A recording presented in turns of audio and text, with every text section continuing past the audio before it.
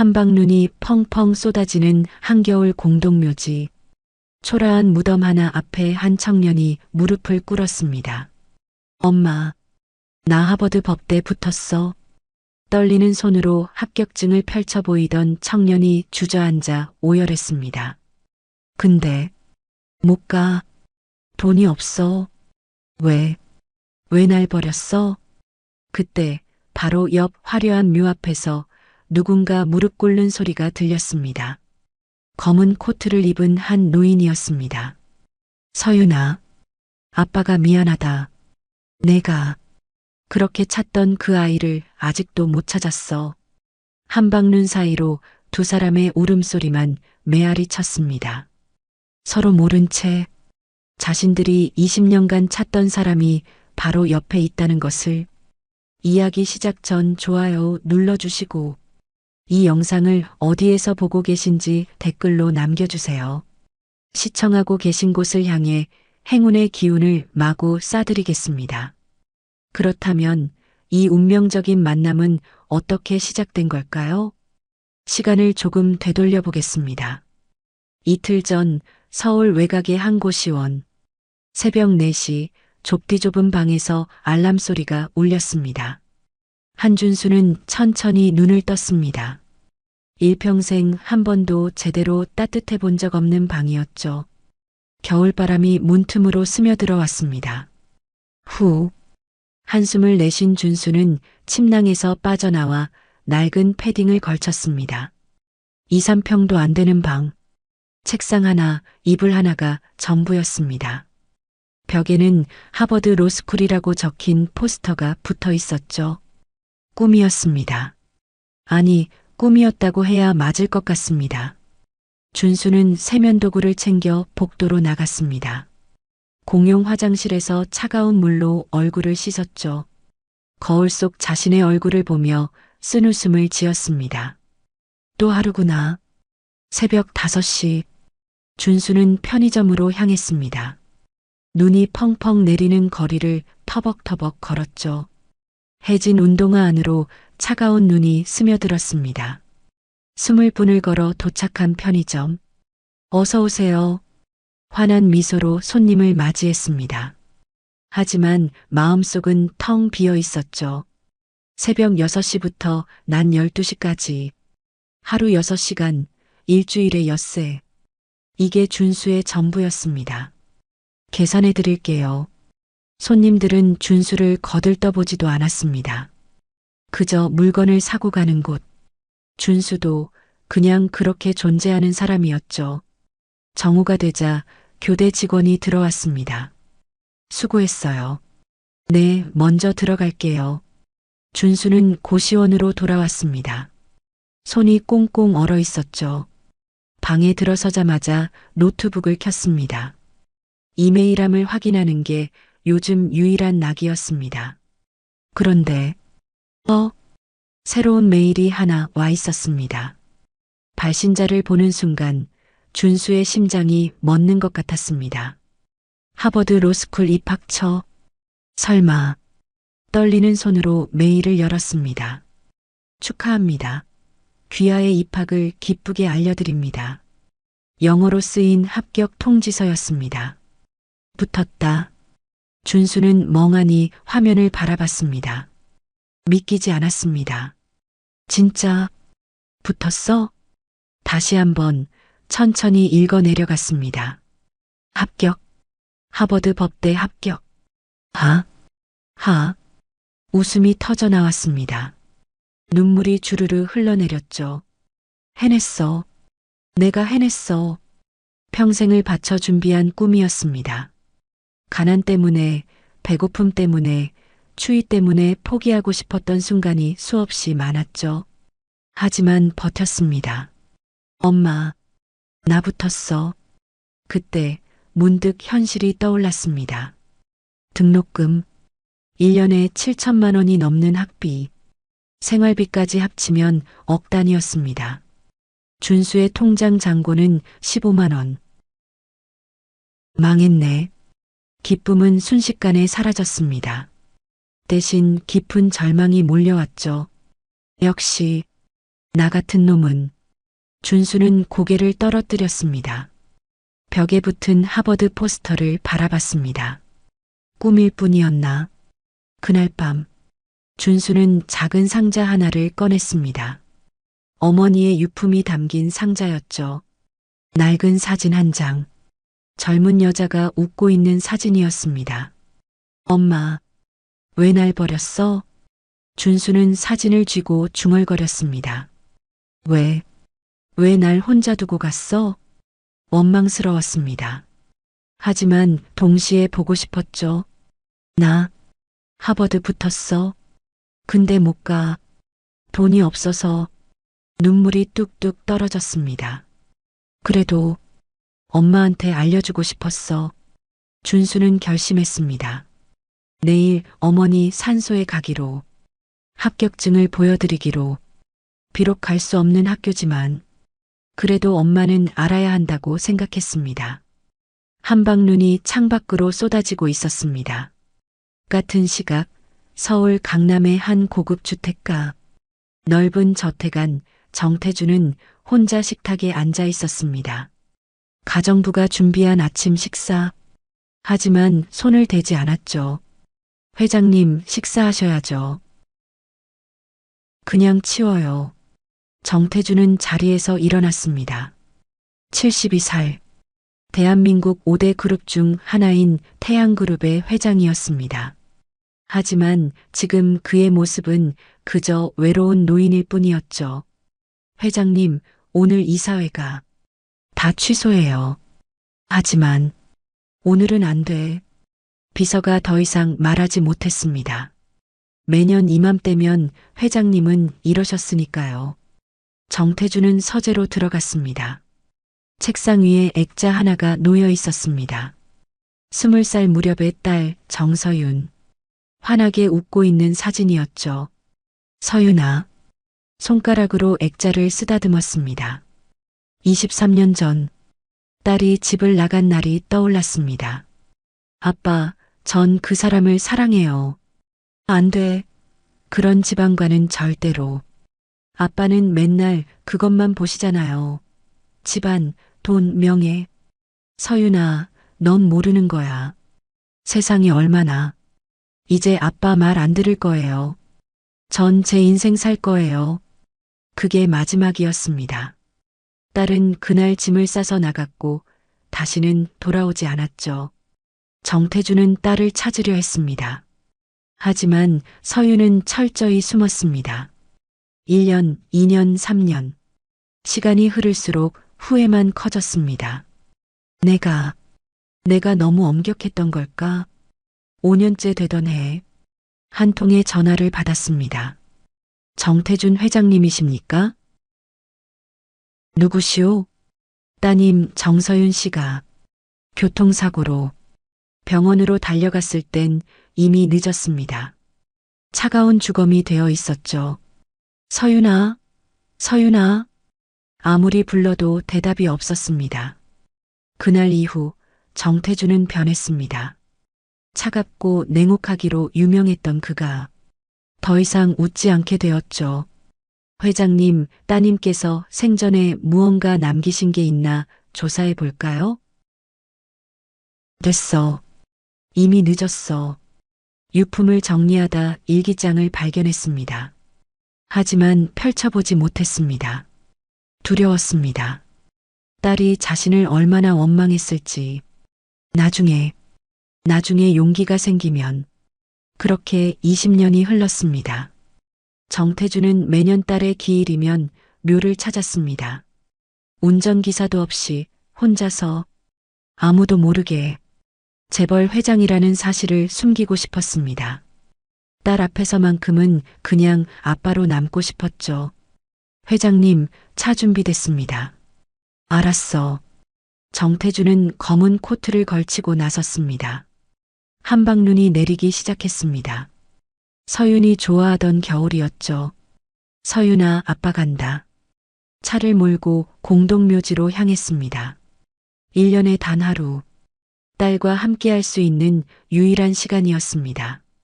하지만 정태주는 몰랐습니다.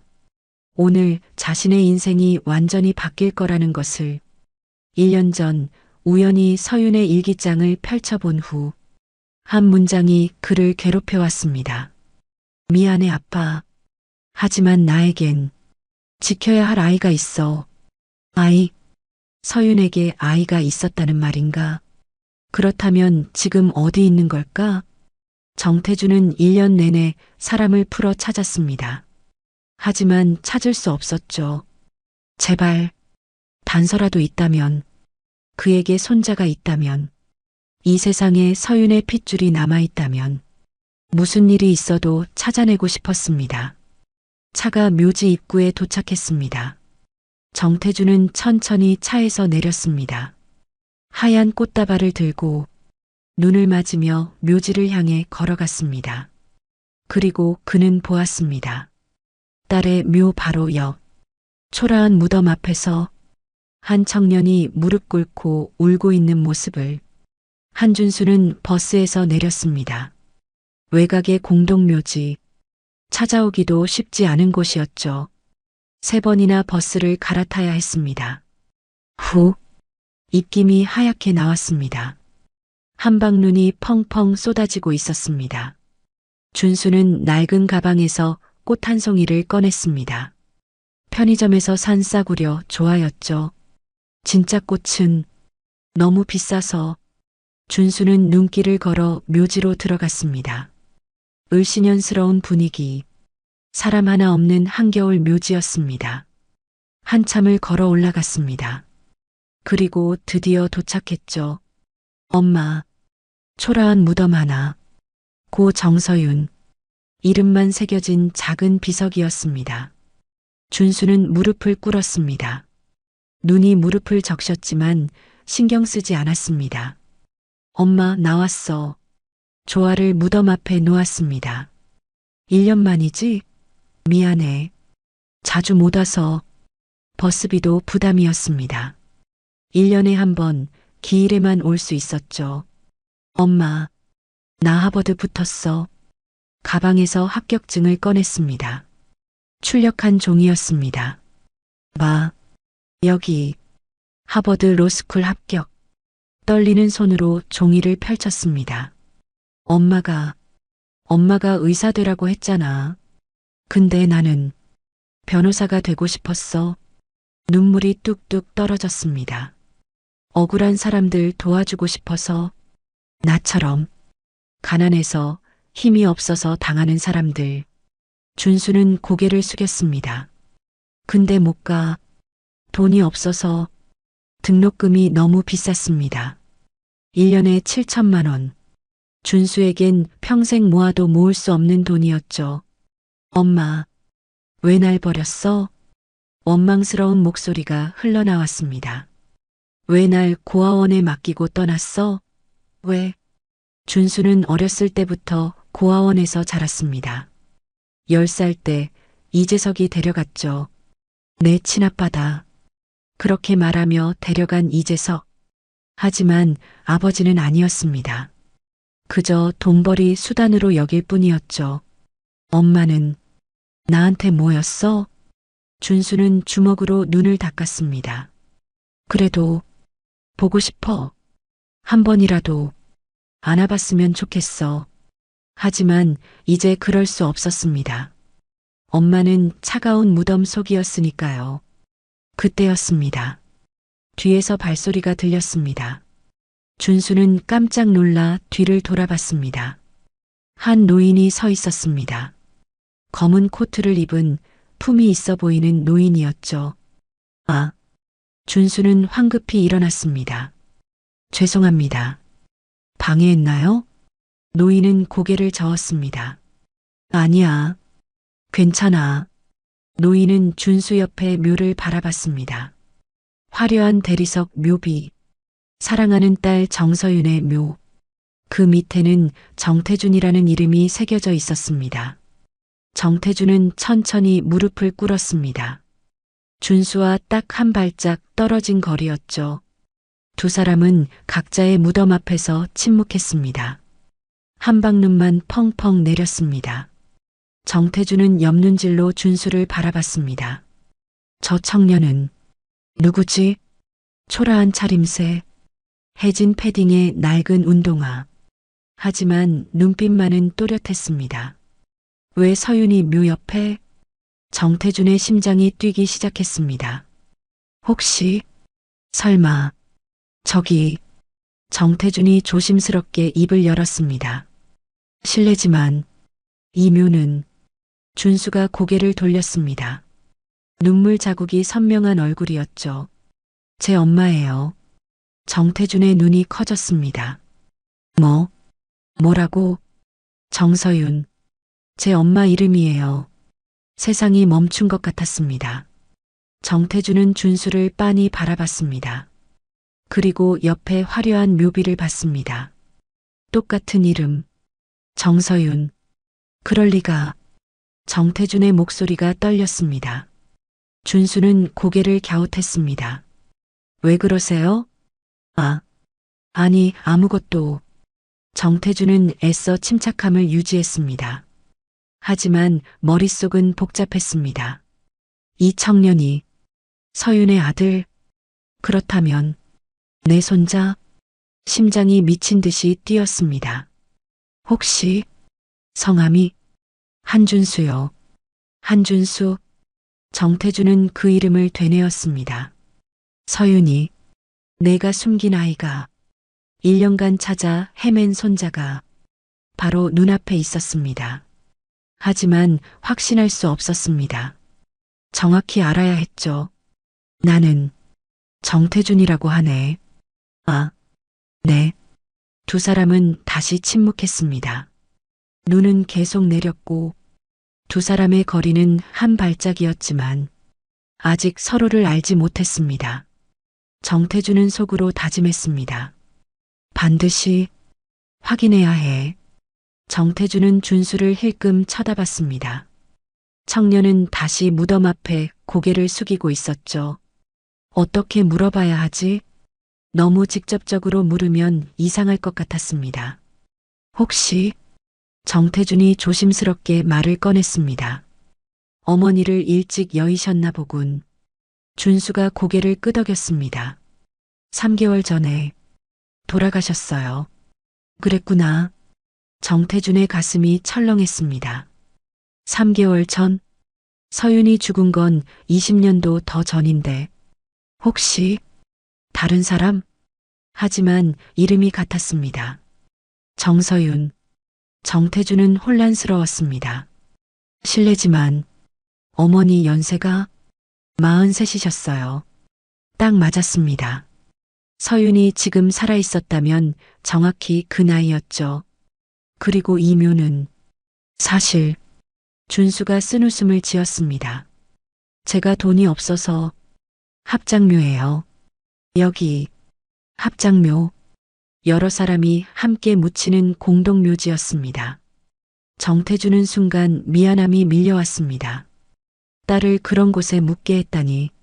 어머니와는 자주 뵙지 못했나? 아니요. 전혀요. 준수의 목소리가 차가워졌습니다. 엄마는 절 고아원에 맡기고 떠났어요. 10살 때 아빠가 데려갔지만 아버지는 최악이죠. 준수는 비웃듯 말했습니다. 돈벌이 수단으로밖에 안 봐요.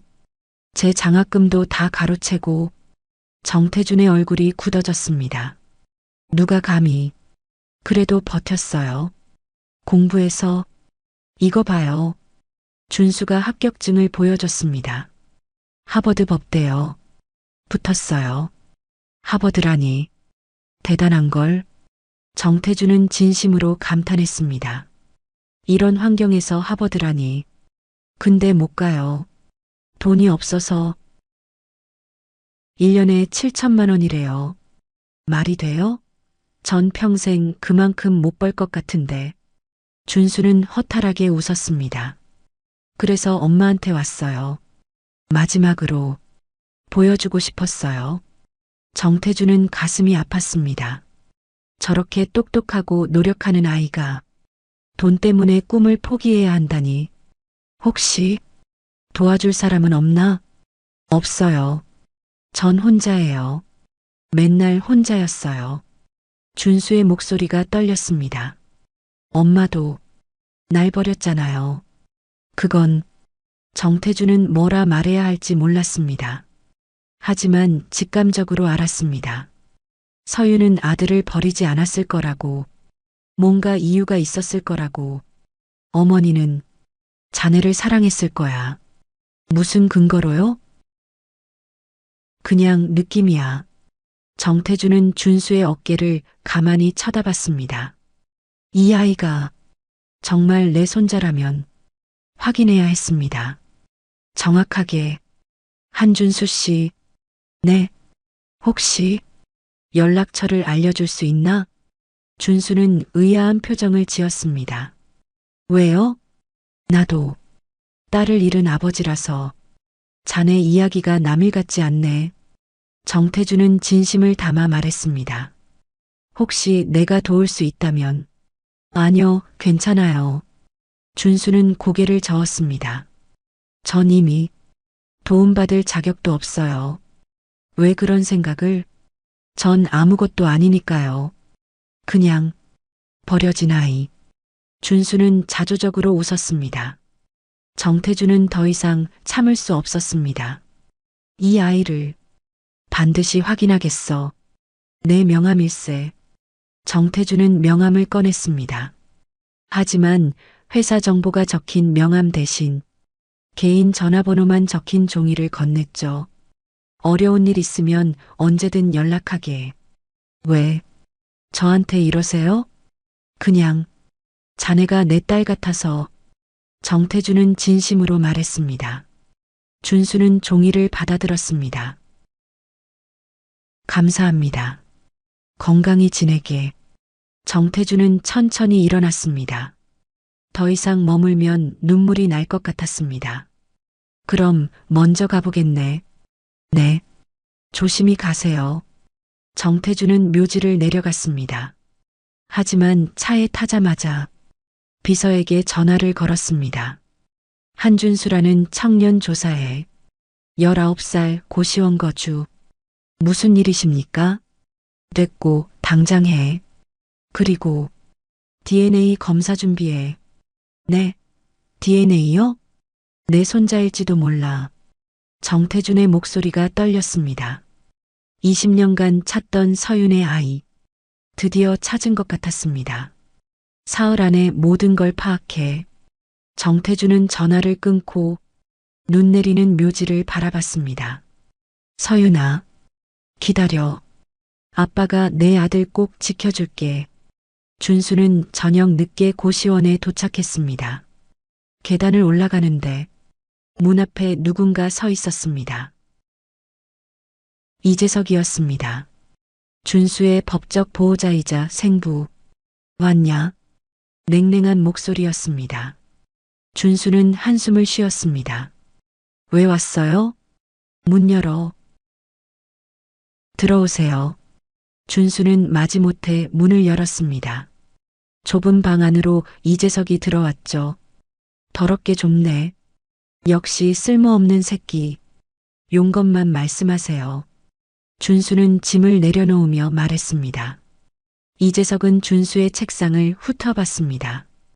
그리고 출력된 합격증을 발견했죠. 이게 뭐야? 아무것도 아니에요. 하버드? 너 하버드 붙었어? 이재석의 얼굴이 변했습니다. 기쁨이 아니었습니다. 분노였죠. 야, 이 새끼야. 이재석이 준수의 멱살을 잡았습니다. 너 미국 갈 생각이야? 나요. 대답 안 해? 미국 갈 거냐고. 못 가요. 돈 없어서. 준수는 고개를 돌렸습니다. 이재석이 비웃었습니다. 잘 됐네. 딱 좋아. 뭐가요? 넌 한국에 남아서 돈 벌어야지. 이재석은 준수를 밀쳤습니다. 준수가 벽에 부딪혔죠. 아파. 너 이제 19이잖아. 성인 됐으니까 일 더 할 수 있어. 전 공부해야. 공부는 무슨, 이미 대학 포기각이잖아. 이재석이 소리쳤습니다. 넌 이제 일만 해. 알바 2개 해. 아니 3개. 미쳤어요? 뭐, 지금 나한테. 이재석이 주먹을 들었습니다. 준수는 움츠러들었죠. 하지만 주먹은 내려오지 않았습니다. 대신 이재석이 비웃었습니다. 쫄았냐? 쪽팔리게. 준수는 이를 악물었습니다. 됐으니까 나가주세요. 아직 할 말 안 끝났어. 이재석이 품에서 서류를 꺼냈습니다. 이거 사인해. 이게 뭔데요? 준수가 서류를 받아들었습니다. 보는 순간 얼굴이 하얘졌죠. 사채? 5억이야. 내 이름으로 빌렸어. 미쳤어요? 제 이름으로 왜? 닥쳐. 넌 내 아들이잖아. 내 맘대로 할 수 있어. 이재석이 비웃었습니다. 어차피 갚을 거 너야. 매달 200씩 갚아. 200? 제가 어떻게 200을.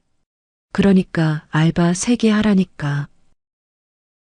당신 정말. 준수는 온몸이 떨렸습니다. 분노와 절망이 동시에 밀려왔죠. 이거 안 갚으면 너 끝장이야. 알지?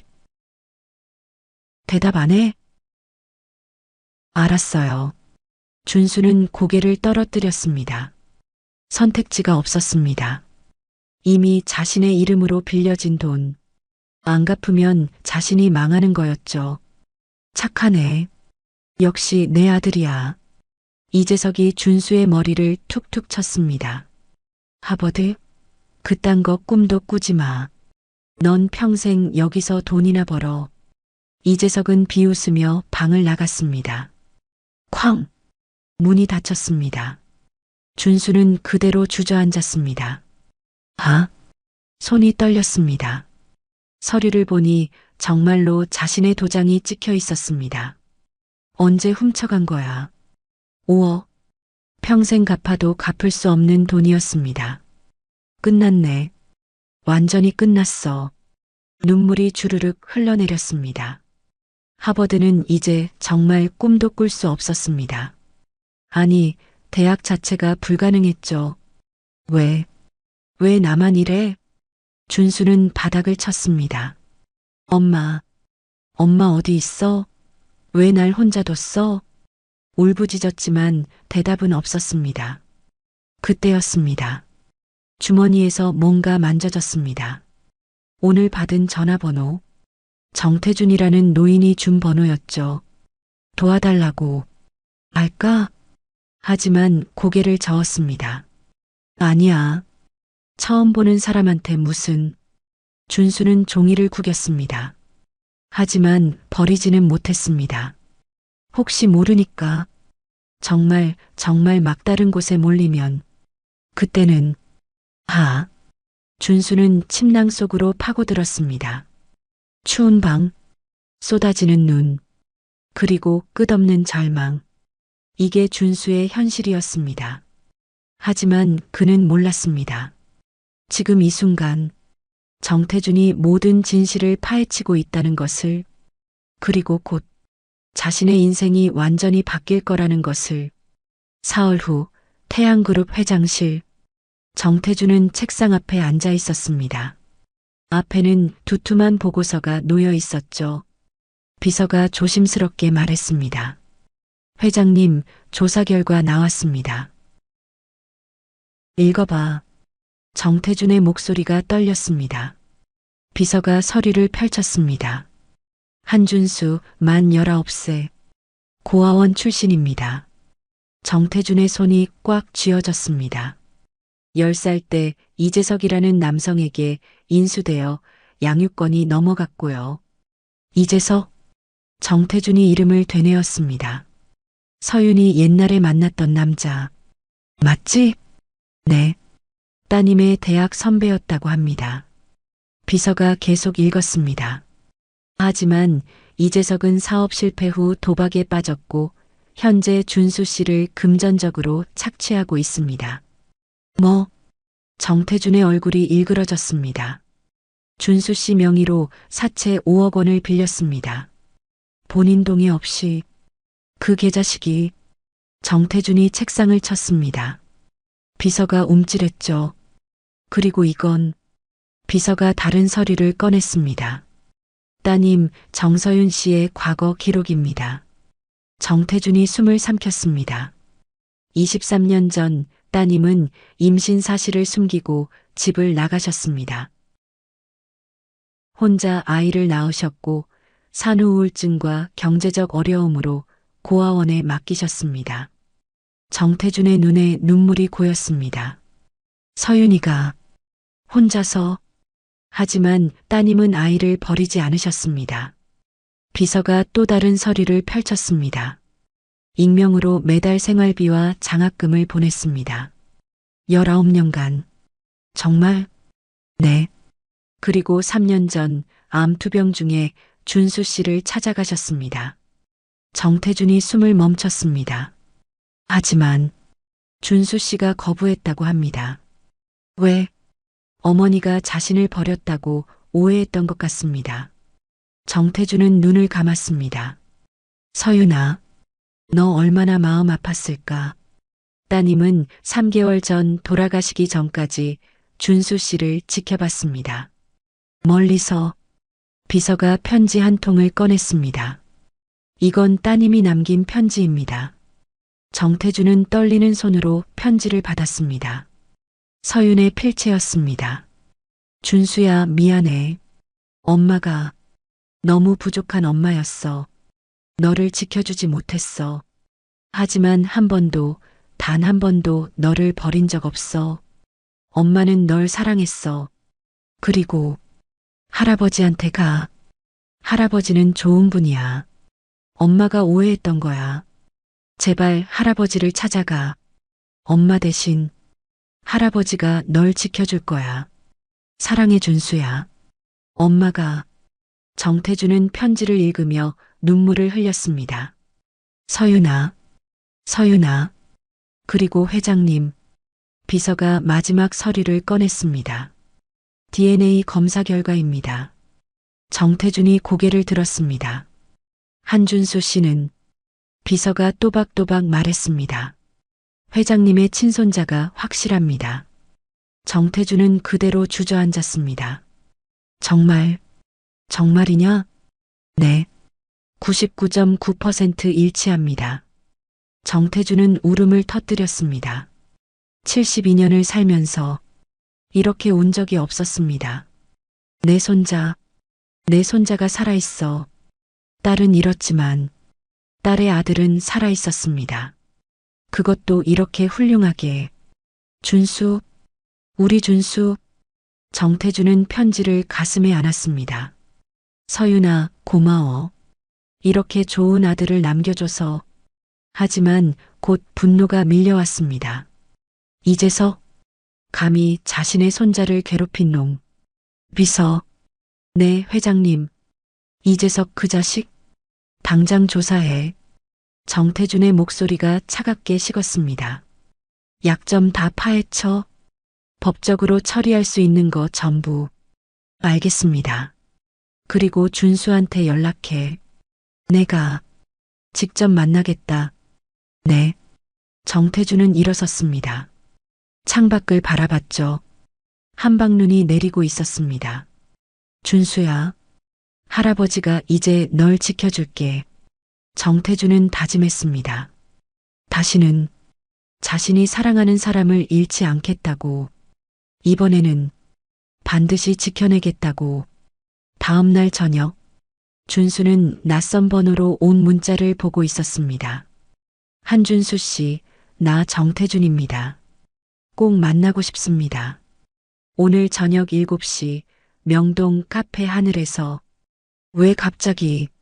준수는 고민했습니다. 하지만 결국 나가기로 했죠. 혹시, 정말 혹시 도움을 받을 수 있을지도 모른다고 생각했습니다. 저녁 7시 준수는 카페에 도착했습니다. 구석자리에 정태준이 앉아 있었죠. 저 왔습니다. 앉게. 정태준의 목소리는 떨리고 있었습니다. 준수가 맞은편에 앉았습니다. 잠시 침묵이 흘렀죠. 정태준은 준수를 빤히 바라봤습니다. 눈, 코, 입, 서윤을 닮았습니다. 내 딸이 이런 아들을 낳았구나. 저기, 왜 부르셨어요? 준수가 조심스럽게 물었습니다. 정태준은 서류 봉투를 꺼냈습니다. 이걸 보게. 준수가 봉투를 열었습니다. DNA 검사 결과지. 이게 뭐예요? 자네와 나의 DNA 검사야. 준수의 눈이 커졌습니다. 왜 이런 걸? 결과를 봐. 준수가 종이를 읽었습니다. 친손자 관계 확률 99.9%. 이게 무슨... 준수야. 정태준이 떨리는 목소리로 말했습니다. 나는 정서윤의 아버지야. 준수의 얼굴이 하얘졌습니다. 뭐라고요? 정서윤은 내 딸이었어. 그리고 자넨 내 손자야. 준수는 믿을 수 없다는 표정으로 정태준을 바라봤습니다. 그럴 리 없어요. 여기 증거가 있어. 정태준이 서윤의 일기장을 꺼냈습니다. 내 어머니가 남긴 거야. 준수가 떨리는 손으로 일기장을 받았습니다. 서윤의 필체가 보였죠. 오늘 준수를 멀리서 봤다. 많이 컸다. 엄마를 닮았는지 눈이 크다. 보고 싶다. 안아주고 싶다. 하지만 나는 자격이 없다. 눈물이 뚝뚝 떨어졌습니다. 엄마가 더 읽어봐. 준수가 계속 읽었습니다. 준수야, 미안해. 엄마가 너무 어려서, 너무 무서워서 너를 혼자 두고 말았어. 하지만 단 하루도 잊은 적 없어. 매달 돈 보냈어. 내가 잘 자라기를 매일 기도했어. 거짓말이야. 이게 거짓이 아니야. 정태준이 또 다른 서류를 꺼냈습니다. 20년간의 송금 내역이야. 익명이었지만 전부 내 어머니가 보낸 거야. 준수는 서류를 보며 울기 시작했습니다. 엄마. 그리고 이건... 정태준이 편지를 내밀었습니다. 내 어머니가 마지막으로 남긴 편지야. 준수가 편지를 읽었습니다. 준수야, 사랑해. 엄마 대신 할아버지한테 가. 제발. 준수는 편지를 꼭 쥐고 흐느꼈습니다. 저는 엄마를 오해했어요. 괜찮아. 이제 알았으니까. 정태준이 준수의 손을 잡았습니다. 준수야, 나는 내 할아버지야. 할아버지, 미안하다. 진작 찾지 못해서 너를 그렇게 힘들게 만들어서. 정태준의 눈에서 눈물이 흘렀습니다. 이제부터는 내가 지켜줄게. 약속해. 준수는 고개를 저었습니다. 아니에요. 저 같은 놈. 준수야. 정태준이 준수를 끌어안았습니다. 넌 내 손자야. 소중한 내 손자야. 준수는 정태준의 품에서 울었습니다. 평생 처음으로 따뜻한 품이었습니다. 할아버지. 그래, 준수야. 두 사람은 한참을 그렇게 안고 있었습니다. 밖으로 한방눈이 내렸습니다. 이제 걱정하지 마. 이재석 그 자식은 내가 처리할게. 정태준이 단호하게 말했습니다. 사채도 내가 다 갚아줄 거야. 하지만 그리고 하버드 가거라. 준수가 고개를 들었습니다. 내 꿈이잖아. 가서 훌륭한 변호사 돼. 정말 제가 가도 돼요? 당연하지. 우리 손자인데. 정태준이 준수의 머리를 쓰다듬었습니다. 그리고 약속해. 꼭 돌아와. 할아버지 곁에. 네, 꼭요. 준수는 눈물을 닦으며 웃었습니다. 평생 처음으로 진짜 웃음이었습니다. 이틀 후 정태준은 이재석을 만났습니다. 누구시죠? 태양그룹 정태준이야. 이재석의 얼굴이 파랗게 질렸습니다. 준수에게서 손 떼. 무슨... 친권 포기 서류 여기 있어. 사인해. 정태준의 눈빛이 차갑게 식었습니다. 안 하면 널 감옥에 보내버릴 거야.